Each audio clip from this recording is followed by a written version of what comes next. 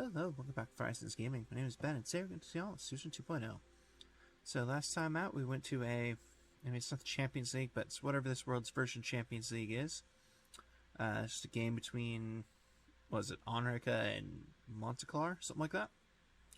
As well as went to the Alliance of Nations, where a whole bunch of just crazy stuff happened. So, we're just going to come and pick it up here. See what it looks like. We got a couple of reports, a handful of newspaper articles. So, I guess let's just start down here at the ATO. The ATO grants Agard observer status, addressing drug trade. In a significant shift in the geopolitical landscape, the ATO has conferred observer status upon Agard, a nation infamous for its central role in the drug trade spanning Kalrad, Erdmark, Valen, and notably Agard itself. While condemning the illegal activities, the ATO seeks a collaborative approach, with a focus on the socio-economic impact of the rampant drug trafficking. Agard's narco-lord Severo Rios has voiced intentions to legitimize the drug trade, aiming for regulation over exploitation. With Rios at its helm, Agard's entry as an observer into the ATO signifies a potential diplomatic approach towards tackling the illicit drug trade. This move indicates Rios' commitment to engage transparently with the international community, which, despite skepticism, offers an opportunity for dialogue and resolution. Volgan. Election poll results. With the election drawing near, our staff at the Maroon Palace has conducted general election polls all across Sordland. Our election polls show that roughly 16% of Sordish citizens would vote for the USB in the upcoming election. That's definitely not a good number. And from the CSP warns Grace against formation of anti-millennialist union. The CSP has issued a stark warning to the Guild of Royal Allies for commercial exchange against the formation of an anti-millennialist military union. This significant move from Grace, which fosters economic and diplomatic relations among various global monarchies, is seen by CSP as an imminent threat to its ideological foundation and regional peace. The CSP's warning highlights the escalating tensions between different ideologies in the global political arena. It shows that the CSP is ready to defend its principles against actions that undermine its values. As Grace continues to exert its influence over the global economy and international relations, this conflict underscores the urgency and importance of ideological dialogue and negotiation in the pursuit of global stability. Cool. Alright, let's pop back across here, and let's check out the newspapers. Alright, so let's see here. So we got one paper from Sordland today. So, military command delusional. The facts are out there. Rumberg is stronger than us, despite the military command's claim for many years. They are deluding the people of Sordland into thinking that we can really win by ourselves. Yet, with our current direction, we might actually go to war against them. Last year's report stated that Rumberg has more than 1 million soldiers they could deploy. 1 million, with 6 zeros. We can never hope to match them in numbers. That's not all. They're ahead of us in almost every aspect militarily. If left to our own devices, our military would not be able to defeat them. This is not being a defeatist. This is about the raw differences in strength. Alright, we have 4 articles from Geopolitico. So, missiles on Helluland. According to a report from the Alliance of Nations, immediately after the occupation, Volksanian forces started building missile silos, and they brought in vehicles that are suspected to carry United Canton missiles that are capable of reaching western Mercopa. Agnolian leader Van Horten claimed that Volksand is planning to install nuclear missiles on the island. He said that Agnolia will not allow Volksand to settle on Helluland. Agnolian forces did not react apart from 2 air raids since the invasion, and it is unknown if the conflict will be concluded officially anytime soon. And Sordland grossly overestimating itself against Rumberg. Sordland appears to be in a tough position as they seem to be on a path towards conflict with Rumberg. The question is, can they win if a war begins? Rumberg is known for being a military giant compared to Sordland and a threatening force. Compared to its neighbor, they simply have more manpower, more planes, more ships, better technology, and more strength overall. We have asked military experts about what they think, and what they say is the same. It is more than likely that the result would be in favor of Rumberg. Lesbia shows evidence of Volksanian missiles in Helluland. The Alliance of Nations' latest session has ended with many important takeaways. However, the highlight of the gathering was without a doubt the issue of Helluland. During the session, Prime Minister Patricio Alvarez showed photographs of Volksanian deployment of missiles to the occupied Helluland, shocking the world.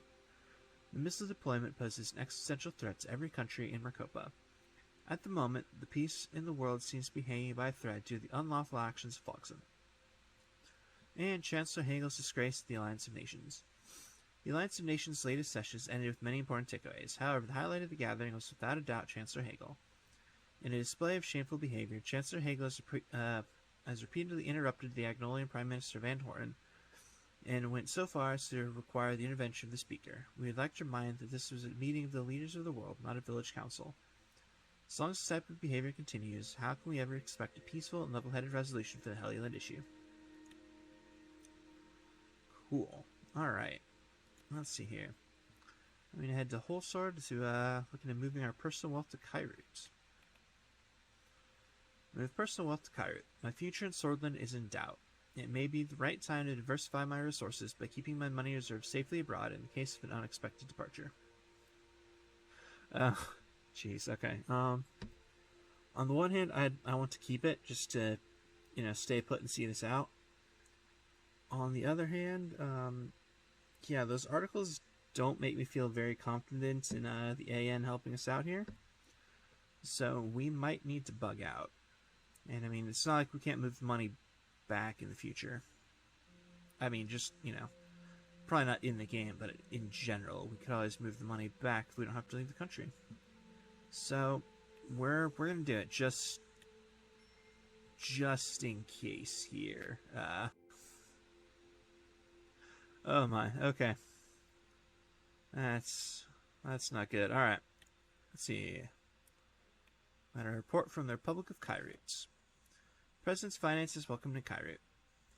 The Republic of Kyrut and its banking sector warmly welcome President Anton Rain's decision to transfer personal finances to our trusted institutions.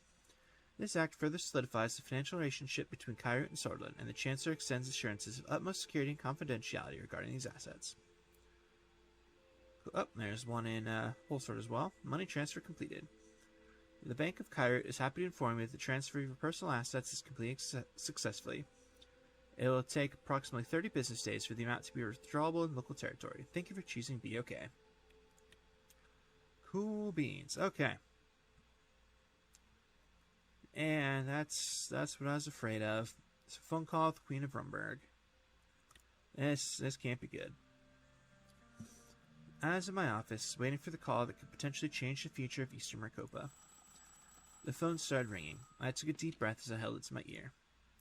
I heard the voice of the Queen of Rumberg from the other side. Mr. Rain, how pleasing it is to finally get a chance to speak with you in person.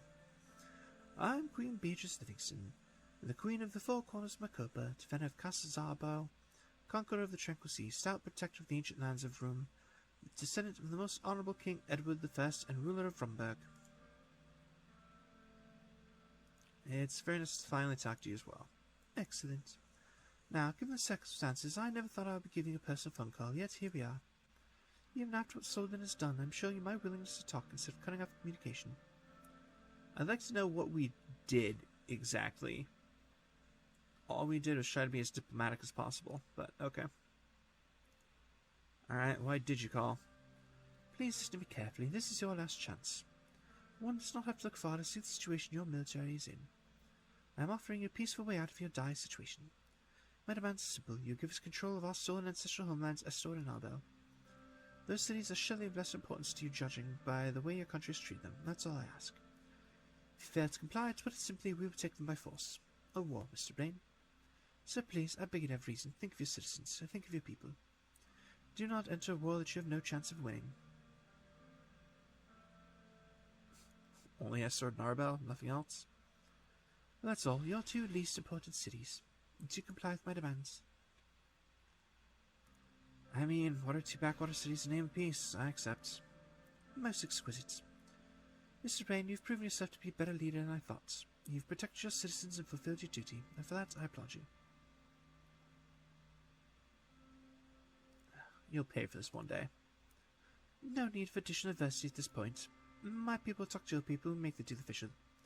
For now, I'm afraid we're at the end of the reserved time for our call. I wish you a wonderful afternoon. Goodbye, Mr. Rain. The line dropped dead. And just like that, part of my country is now Rumbergian territory.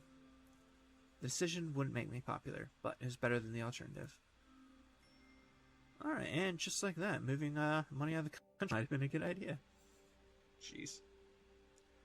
Alright, I've never had that happen before, so that's cool, I guess. I don't know.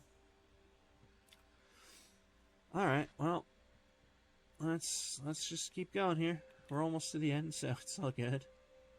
Alright, military situation. We have unruly generals as red thing. That's obvious given what just happened. That's not really a surprise, nor is it good. Alright, let's see. It said to Narbel. Arson attacks in Narbel. Sorter citizens in Narbel started protesting the forced relocation following the order.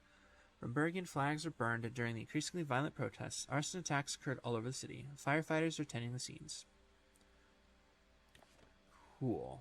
And from Estord, population exchange begins. As part of the new order to secede Estord to Rumburg, population exchange of Sortish and Rumburgian citizens has begun. Police forces were assigned to the city to prevent potential violent escalations. Even better, good lord. Okay. And we have 4 newspaper articles. I can't imagine these are going to be good. Alright, from the Wholesale Post. First loss of territory since the 1800s. President Rain has announced that he finalized a deal with Queen Beatrice Livingston. As part of this deal, control of Estord and Narbel will be transferred to Rumburg. This event has been marked as the first loss of territory since the 1800s and a black mark in Sortish history. President Rain will always be remembered for his cowardice for years to come. I mean, it's not cowardice, it's just keeping a shitload of our people from dying in a pointless war. But anyway.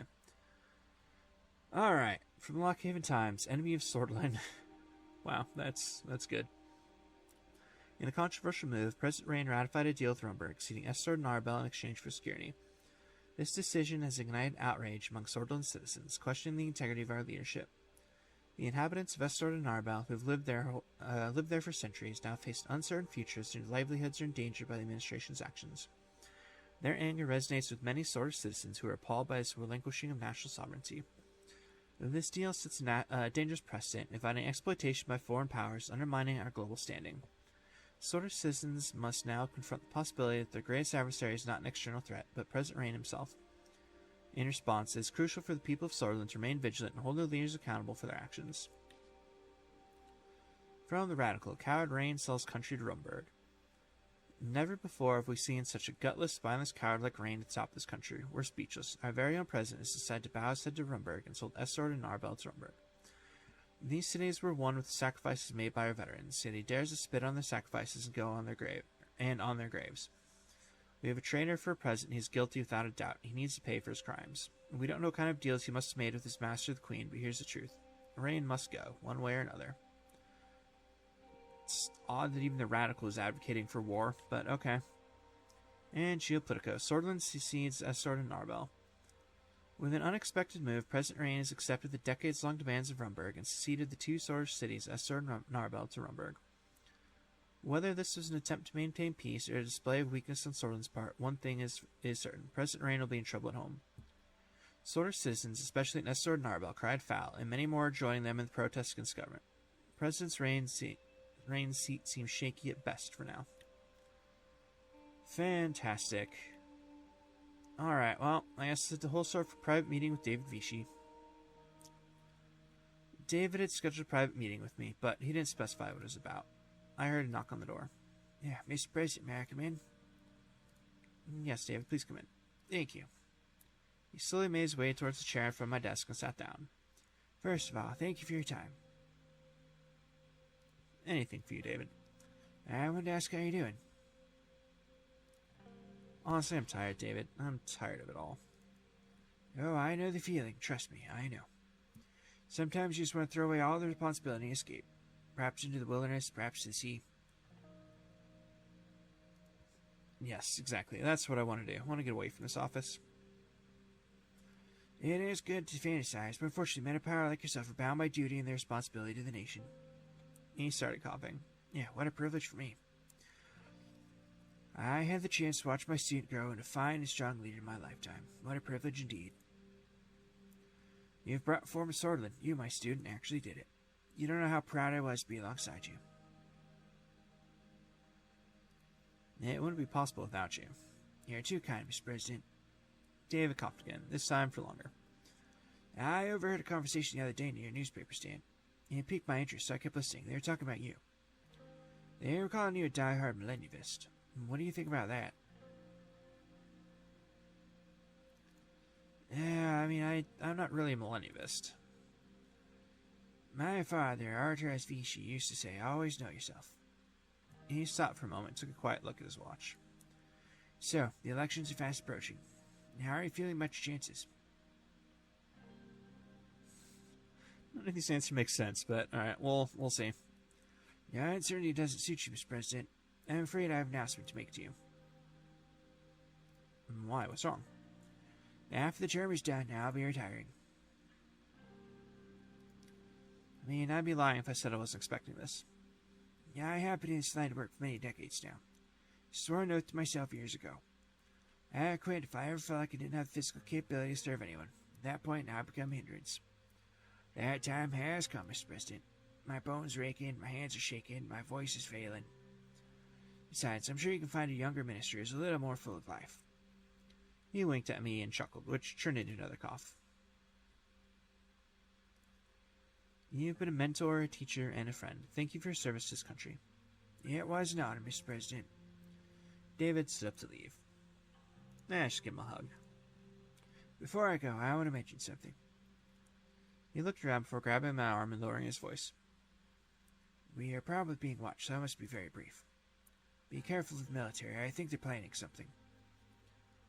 I've lived long enough to see 2 coups in my lifetime, and let's just say I've got better at recognizing the signs. You must remember what happened to my father, Anton. Just be careful and take care of your family. Take this as the last piece of advice from me. He suddenly raised his voice again. Best of luck, Anton. Thank you. He turned around and left. Yep, I saw that coming. Maybe I could have told the Queen to fuck off and kept our land, but I don't know. None of those reports made it seem like the AN was going to help us at all. Maybe if I had allied with the CSP, we could have avoided it, but, you know, whatever. That's alright. Let's head to CSP here for a report. World Revolution Manifesto, a revolutionary step. Vice Secretary Chairman Tokizintli Iotake, probably, I don't know, the United Assembly of the United Kantanas made a groundbreaking announcement. He has proposed the World Revolution Manifesto, a revolutionary vision calling for an ideological shift towards millennialism and Vuxenian socialism globally. This manifesto aims to revolutionize global governance, focusing on investment in education, infrastructure, health, rather than military investments. The World Revolution Manifesto is seen as a continuation of CSP's colossal investment scheme initiated 3 years ago. This scheme had channeled 150 billion KS into Rica's infrastructure and education sectors, transforming the continent's social landscape and shaping it as a beacon of sustainable development. This new manifesto, global in scope, aims to replicate this success, fostering a worldwide revolution. The approach is a peaceful one, favoring socioeconomic development over military power. And the goal is to construct a world where liberty, equality, and wealth are universally accessible. Cool. Alright. And from Benfey, Women for Reign. A recent poll suggests a surprising amount of support from women in Sordland. According to our pollsters, 53.4% of women said they will vote for President Anton Reign due to the improvements in the women's rights situation. Alright, that's unexpected. And minority poll results. The opinion polls on minority voter groups have been very positive, especially from the British citizens in our country. Thanks to our relaxed immigration law, their votes will have a large impact on the election. Alright, and from Whole Sword. Existence of nuclear weapons in Rumberg confirmed. AN intelligence confirmed that the information from the Rumbergian whistleblower was true. Rumberg does have nuclear weapons capable of threatening Sordland and Eastern Maricopa. The Alliance of Nations ratified a barrage of sanctions on Rumberg by the member states. Alright, and from Whole Sword, ESP Congress called. With the now ex-Interior Minister Lilias Graf challenging President Anton Reign following her resignation, a Congress has been called at which members of the USP will determine the party's future leadership. The Grand National Assembly, both Graf and Reign will make speeches, after which the votes will be cast. And from Agnolia, Agnolia puts forward bid to join ATO. The Republic of Agnolia officially put forward a bid to join ATO. It is likely that they will be entering the Arcasian sphere, as President Walker has tentatively accepted the bid to gain more foothold against CSP. And the ATO signs non-aggression pact for 3 years with Naraka. Amid escalating tensions between United Cantana and Arcasia, the ATO has forged a significant non-aggression pact with the Federation of Anrakan Isles. Given the strategic location of these islands, nestled between the continents of Maricopa and Cantana, the pact solidifies an essential diplomatic relationship. The Federation, with its influential naval fleet, provides a buffer zone between major powers and maintains stability for global commerce. Anrakan Isles' geographical significance and naval prowess facilitate its role as a mediator in the complex dance of global trade. With open trade routes, even amidst ongoing superpower confrontations, the Federation has managed to establish itself as a neutral ground for economic cooperation. This pact underscores ATO's commitment to fostering peace and stability in the region, reinforcing the critical role Rock Isles play in the global ecosystem. Cool. Alright, so let's see, we have 5 newspapers here. So, from Lockhaven Times, Lilius Groff challenges Anton Rain. And the next president of Sordland is Lilius Groff. Shockwaves ran through the United Sordland Party as the one-time Interior Minister announced her intention to challenge President Rain for party leadership. A staunch defender of the USP's Souls Druids, Groff began the term as a close ally to Rain, but increasingly disagreed with the direction which the president was taking the party. In a party congress to be held at the Grand National Assembly, both Groff and Rain will have a chance to make speeches, after which USP members will choose whether to keep or oust their incumbent candidate. And from the Radical, People's Front coming strong. As the elections draw near, a rising political force in Sordland is garnering significant attention and support, the People's Front. This novel alliance, forged between the Workers' Party of Bludia and the Communist Party of Sordland, is experiencing a remarkable surge in the polls, signaling a potential shift in the nation's political landscape. The emergence of this progressive coalition presents an opportunity for Sordland citizens to embrace a new direction and hope for a brighter future. The People's Front champions policies that reflect the aspirations of the broader population and seeks to address the most pressing social and economic issues facing the nation. If the current trajectory continues, there's a genuine possibility that we may witness a left-wing coalition ascend to power for the first time in Sordland's history. This historic development will mark a significant departure from the traditional political establishment, providing an alternative vision for the country and offering fresh solutions to challenges we face. As the election approaches and the People's Front continues to gain momentum, it is essential for Sordland citizens to remain informed and engaged, carefully considering the potential implications of this transformative political movement on the nation's trajectory. Alright, there's 3 of them here from Geopolitico. Narkazi's strategic checks on CSP forces. As Narkazi grapples with the rising power of the Canton Security Pact, its military and intelligence arms are operating full force, ensuring a direct confrontational check against CSP naval activities. The presence of CSP's fleet, with the backing of United Cantana's vast resources, threatens to disrupt Narkazi's key supply chains, adding fuel to an already flammable situation. Yet, Narkazi's strategic response isn't limited to its official armed forces. The nation has smartly integrated 2 prominent private military companies, Cerberus International and Palantir Security Solutions, into its defense strategy. These PMCs are responsible for safeguarding Narkazi's national interests abroad, especially in resource extraction zones crucial for its struggle against United Cantana. By leveraging these companies, Narkazi strategically detaches to military actions from official state oversight, allowing for more flexible and rapid responses to evolving threats. In this multi-dimensional game of geopolitics, Narkazi demonstrates its resolve to adapt and maintain a strategic edge against this formidable adversary. And Rumberg possesses nuclear weapons. During the Alliance of Nations session, President Rain has claimed that Rumberg possessed nuclear weapons. Today, the investigation committee tasked by AN has found evidence that President Rain was in fact saying the truth. Rumberg has nuclear weapons. So, what's this mean for Eastern Marcopa?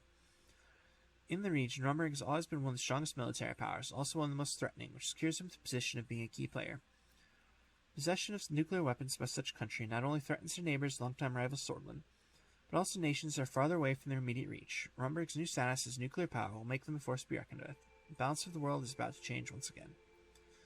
And Sordland's foreign minister retires. David Vichy, Sordland's foreign minister, has announced he'll be retiring at the end of President Anton Rain's first term. The son of Sordland's first president, Vichy has enjoyed a long and fruitful diplomatic career and served as something as a mentor to President Rain during his student days. The Rain administration has not yet announced a potential replacement for Mr. Vichy should Rain be elected to a second term. Cool. Alright. And I guess it's back to Sword for Friday afternoon in the office. The door opened and Lucien entered. Mr. President, there's a problem. What kind of problem?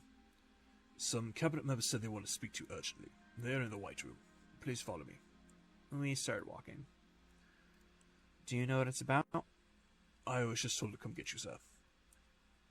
I opened the door as we entered the White Room. I looked around. Simon was sitting, playing with a pen in front of him. Pascal looked incredibly stressed. He wiped off his sweat. What's going on here? Mr. President, we're here to let you know that we're handing you our resignations. Your resignations? What's the meaning of this? Yeah, exactly what it looks like. We're resigning for our positions in the cabinet. We have our own reasons, but we simply cannot go on anymore after what happened.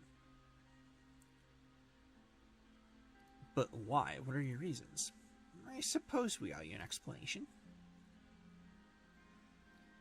Even though you acted against the epidemic which saved millions of swords, I cannot simply not stand with your abuse of power. The things you did behind closed doors shook me to my bones when the news came to my knowledge.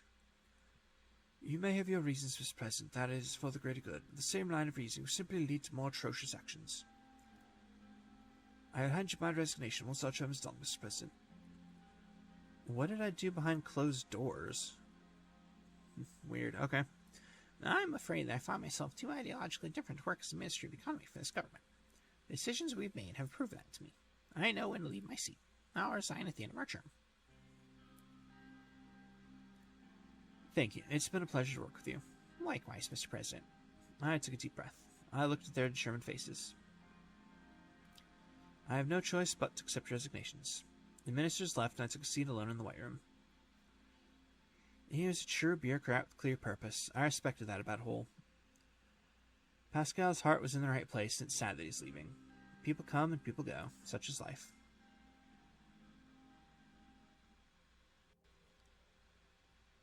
Cool. Alright. Let's see, we got a couple of news reports, codex updates, and the United Sordland Party Congress. But that honestly feels like as good of a place as any to go and call it for today. So, as always, thank you all very much for watching, and I hope to see you all next time.